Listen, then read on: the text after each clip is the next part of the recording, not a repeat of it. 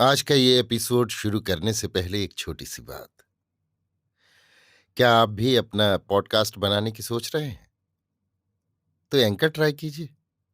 ये पॉडकास्ट बनाने का सबसे आसान तरीका है। नंबर एक, ये फ्री है।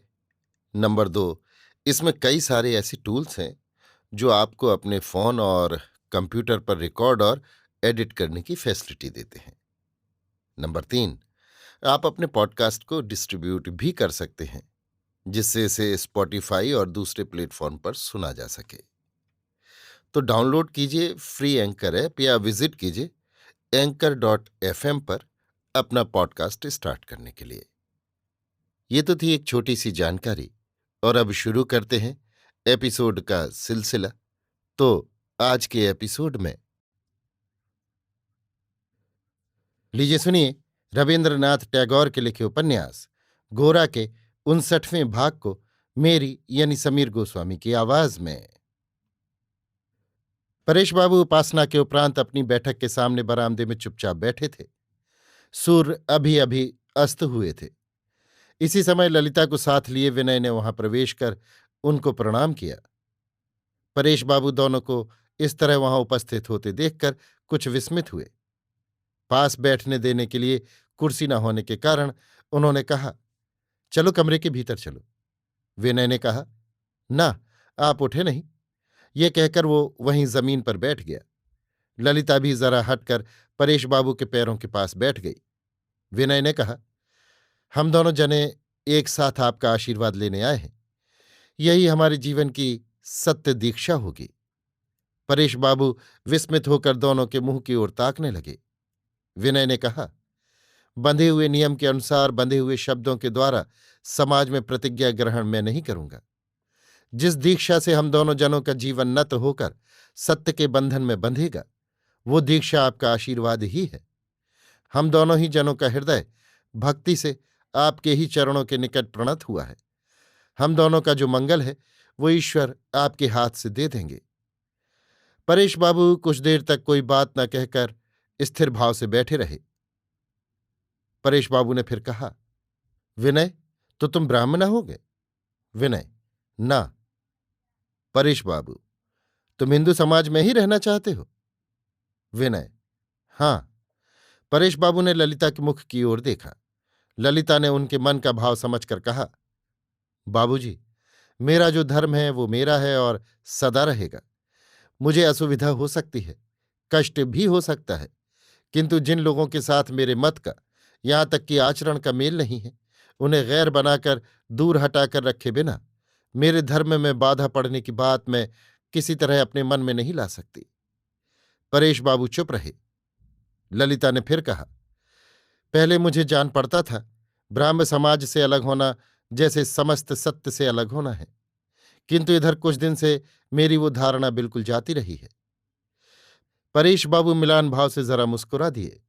ललिता ने कहा, बाबूजी, मैं तुमको ये जताने में असमर्थ हूं कि मुझ में कितना बड़ा परिवर्तन हो गया है। ब्राह्म समाज के भीतर मैं जिन सब लोगों को देख रही हूं, उनमें से अनेक के साथ मेरा धर्म मत एक होने पर भी उनके साथ तो मेरा किसी तरह एक नहीं है। तो भी ब्राह्म समाज के नाम का आश्रय लेकर उन्हीं को मैं विशेष करके अपना कहूं और पृथ्वी के अन्य सभी मनुष्यों को अपने से दूर रखूं, इसका कुछ भी अर्थ आजकल मैं नहीं समझ पाती। परेश बाबू ने अपनी विद्रोही कन्या की पीठ पर धीरे धीरे हाथ फेरते हुए कहा, व्यक्तिगत कारण से जिस समय मन उत्तेजित रहता है, उस समय क्या विचार ठीक तौर से किया जा सकता है? पूर्व पुरुष से लेकर संतान संतति पर्यंत मनुष्य की जो एक पूर्वापरता है, उसके मंगल को देखने के लिए समाज का प्रयोजन होता है। वो प्रयोजन तो कृत्रिम प्रयोजन नहीं है। तुम लोगों के भावी वंश के भीतर जो दूरव्यापी भविष्य निहित है, उसका भार जिसके ऊपर स्थापित है, वही तुम्हारा समाज है। उसकी बात क्या न सोचोगी? विनय ने कहा, हिंदू समाज तो है।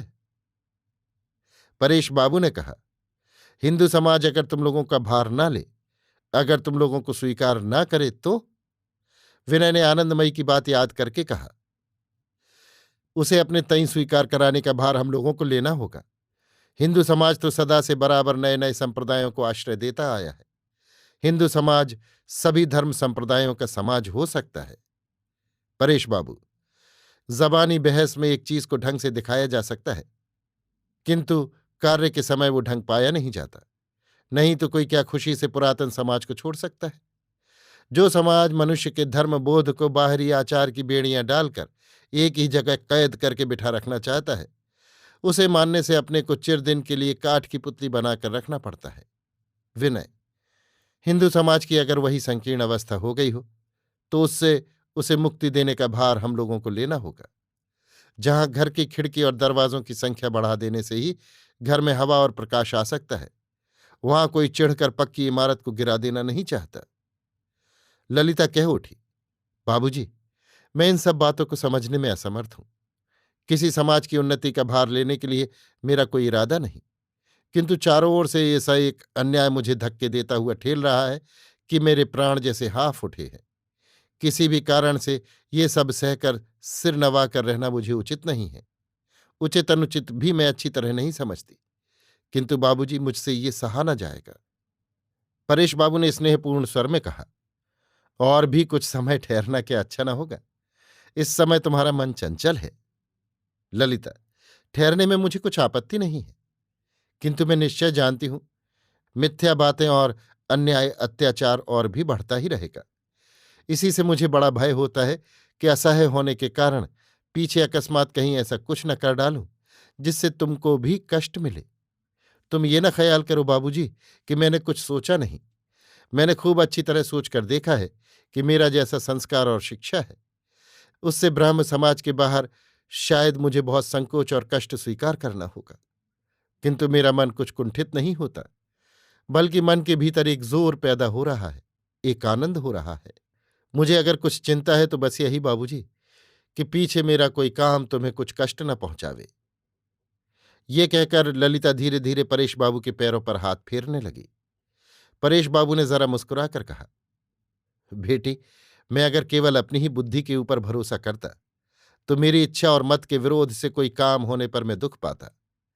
तुम लोगों के मन में जो आवेग उपस्थित हुआ है वो संपूर्ण अमंगल है। ये बात मैं जोर के साथ कह नहीं सकता।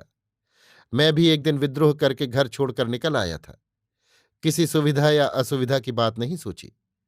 समाज के ऊपर आजकल जो ये घात प्रतिघात चल रहा है, इससे समझ पड़ता है कि उन्हीं जगदीश्वर की शक्ति का कार्य चल रहा है।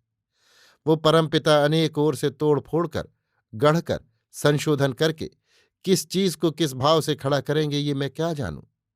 ब्राह्म समाज या हिंदू समाज का ख्याल उन्हें नहीं है। वो मनुष्य को केवल देखते हैं। इतना कहकर परेश बाबू थोड़ी देर आंखें बंद करके मानो अपने अंतःकरण के एकांत में अपना समाधान करते रहे। थोड़ी देर बाद उन्होंने कहा, देखो विनय, हमारे देश का समाज धर्म विश्वासों के साथ संपूर्णतया बंधा हुआ है। इसीलिए हमारे सभी सामाजिक क्रियाकर्म के साथ धार्मिक अनुष्ठान का योग है। जो लोग धर्म विश्वास के घेरे के बाहर हैं, उन्हें समाज के घेरे में किसी तरह नहीं लिया जा सकता। इसीलिए उसके लिए रास्ता नहीं रखा गया। इस बात को तुम लोग कैसे टालोगे, मैं तो ये सोच नहीं पाता। ये बात ललिता अच्छी तरह नहीं समझ सकी, क्योंकि दूसरे समाज की प्रथाओं से उसके समाज का भेद उसके लिए प्रत्यक्ष नहीं हुआ था। उसकी यही धारणा थी कि मोटे तौर पर दोनों के आचार अनुष्ठान में बहुत अधिक अंतर नहीं है। जैसे उसने विनय के साथ अपने घर के लोगों का विशेष अंतर अनुभव नहीं किया था, वैसे ही वो दोनों समाजों की परस्पर स्थिति समझती थी। वो ये भी नहीं जानती थी कि उसके लिए हिंदू पद्धति से विवाह अनुष्ठान में कोई विशेष बाधा भी हो सकती है। विनय ने कहा, हम लोगों में विवाह शालग्राम स्थापित करके होता है, आप उसी की बात कह रहे हैं? परेश बाबू ने एक बार ललिता की ओर देखकर कहा, हाँ। ललिता क्या वो स्वीकार कर सकेगी? विनय ने ललिता के चेहरे की ओर देखा। वो समझ सका कि ललिता का समस्त अंतःकरण संकुचित हो उठा है। ललिता के हृदय का आवेग एक ऐसे बिंदु पर आ पहुंचा था जो उसके लिए बिल्कुल अपरिचित और संकटमय था। इससे विनय के मन में बड़ी करुणा उपजी। सारा आघात अपने पर लेकर इसे किसी तरह बचाना होगा। इतना बड़ा तेज हार कर लौट जाए ये भी उतना ही असह्य है, और विजय के दुर्दम उत्साह में वो मृत्यु बाण छाती पर झेल ले, ये भी उतना ही दारुण। उसे विजय भी बनाना होगा, उसकी रक्षा भी करनी होगी। ललिता थोड़ी देर सिर झुकाए बैठी रही, फिर विनय की ओर एक बार करुण दृष्टि से देखती हुई बोली, आप क्या सचमुच शालग्राम को मानते हैं? विनय ने फौरन कहा, नहीं, नहीं मानता। शालग्राम मेरे लिए देवता नहीं है, मेरे लिए केवल एक सामाजिक चिन्ह है।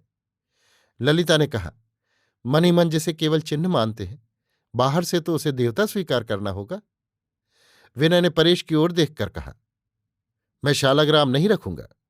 परेश बाबू कुर्सी छोड़कर उठ खड़े हुए और बोले, विनय, तुम लोग सब बातों को साफ साफ करके सोच विचार कर नहीं देखते। तुम्हारे अकेले या और किसी के मतामत की बात नहीं हो रही है। विवाह तो केवल व्यक्तिगत बात नहीं है, वो एक सामाजिक कार्य है। ये भूल जाने से कैसे चलेगा? तुम लोग कुछ अवकाश लेकर सोच कर देखो, अभी कोई राय पक्की न कर डालो।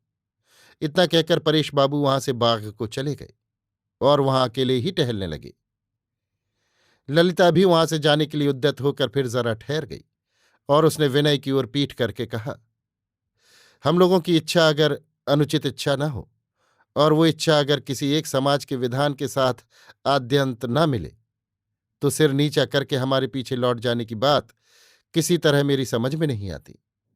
समाज में असत्य व्यवहार के लिए स्थान है, केवल न्याय संगत आचरण के लिए ही स्थान नहीं है। विनय ने धीरे धीरे ललिता के पास आकर खड़े होकर कहा, मैं किसी भी समाज को नहीं डरता। हम दोनों जने मिलकर अगर सत्य का आश्रय ग्रहण करें तो हमारे समाज जैसा इतना बड़ा समाज और कहाँ पाया जाएगा। बरदा सुंदरी ने इसी समय आंधी की तरह दोनों जनों के सामने आकर कहा, विनय, मैंने सुना है तुम दीक्षा न लोगे, क्यों? विनय, दीक्षा मैं योग्य गुरु से लूंगा, किसी समाज से नहीं। बरदा सुंदरी ने बहुत बिगड़कर कहा, तुम्हारे इस सब षड्यंत्र और धोखाधड़ी का मतलब क्या है? दीक्षा लेने का बहाना करके 2 दिन तक मुझे और सारे ब्राह्म समाज को चक्कर में डालने का क्या मतलब था तुम्हारा? ललिता, तुम कैसा सर्वनाश किए दे रही हो, ये बात क्या तुमने एक बार भी नहीं सोची? ललिता ने कहा, विनय बाबू की दीक्षा के बारे में ब्राह्म समाज के सब आदमियों की तो सम्मति नहीं है। ब्राह्म समाज का मुखपत्र तो तुमने पढ़कर देखा है, ऐसी दीक्षा लेने की जरूरत क्या है? बरदा सुंदरी, दीक्षा लिए बिना विवाह कैसे होगा? ललिता, क्यों ना होगा? बरदा सुंदरी, हिंदू मत से होगा क्या? विनय, सो तो हो सकता है, जो कुछ बाधा है वो मैं दूर कर दूंगा। कुछ देर तक बरदा सुंदरी के मुख से बात नहीं निकली। उसके बाद रुंधे हुए गले से उन्होंने कहा, विनय, जाओ, तुम जाओ, इस घर में फिर तुम ना आना। अभी आप सुन रहे थे रविन्द्रनाथ टैगोर के लिखे उपन्यास गोरा के 59वें भाग को मेरी यानी समीर गोस्वामी की आवाज में।